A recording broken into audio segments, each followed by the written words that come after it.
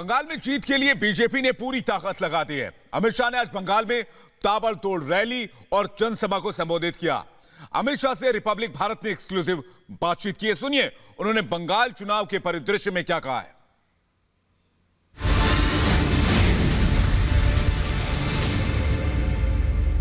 कल ही कोचबिहार में जो घटना घटी है उसके बारे में, क्योंकि सेंट्रल फोर्स को घेराव करने की एक जैसे निदान या दवाई जैसे दी थी दीदी ने, उसके बाद ही ये घटना घटी। सारे लोग बोल रहे हैं कि इसमें दीदी की तरफ से एक जैसी उस्काया गया था, उसी का नतीजा है। देखिए, बहुत दुर्भाग्यपूर्ण घटना है। 4 युवाओं की जान गई है इसमें। ठीक उसी विधानसभा में ममता जी ने एक भाषण दिया था कि सेंट्रल पैरामिलिट्री फोर्सेस को आप घेर लो, और इसी का ये नतीजा है।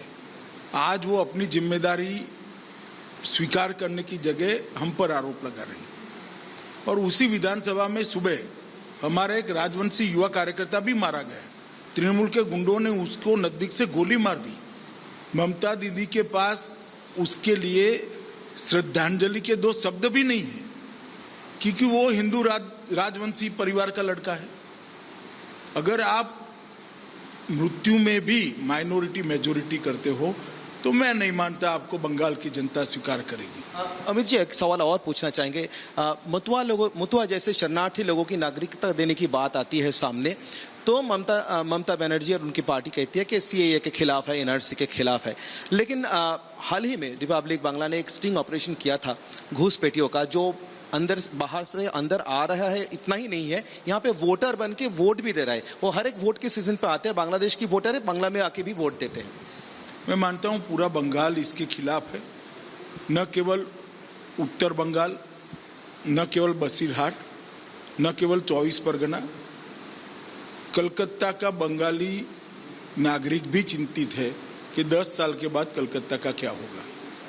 और मैं आपकी चैनल के माध्यम से बंगाल की जनता को बताना चाहता हूं कि घुसपैठ रोकने की राजनीतिक इच्छा शक्ति, पॉलिटिकल विल, ना कम्युनिस्टों में है, ना कांग्रेस में है, ना तृणमूल कांग्रेस में है, तो भारतीय जनता पार्टी में।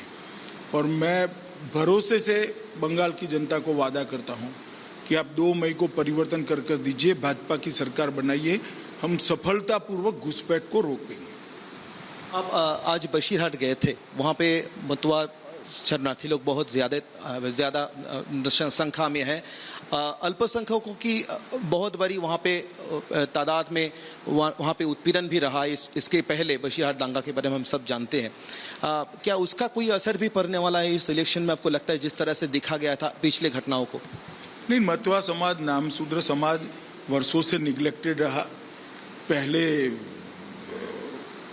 कम्युनिस्टों ने उनको निग्लेक्ट किया, फिर ममता दीदी ने किया।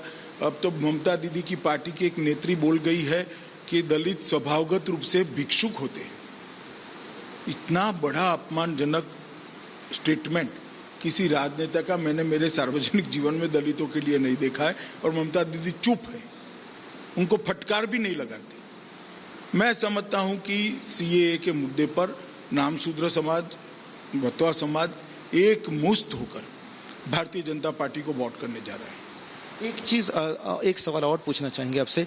पिछले 5 साल पहले बांग्ला में लेफ्ट लिबरल और कांग्रेस माइंडेडनेस इतना ज़्यादा था कि यहाँ पे बीजेपी के बाद अरमान ली करना उतना एक्सेप्टेंस नहीं था। लेकिन 5 साल 7 साल में इतना बदलाव कैसे लाए आप, इतना बड़ा परिवर्तन? देखिए, इनके कुशासन का विकल्प मोदी जी में ही बंगाल की जनता को दिखाई पड़ता है।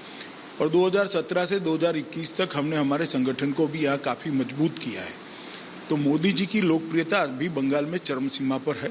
बंगाल की जनता को नरेंद्र मोदी जी से आशा है कि नरेंद्र मोदी जी बंगाल में परिवर्तन कर सकते हैं।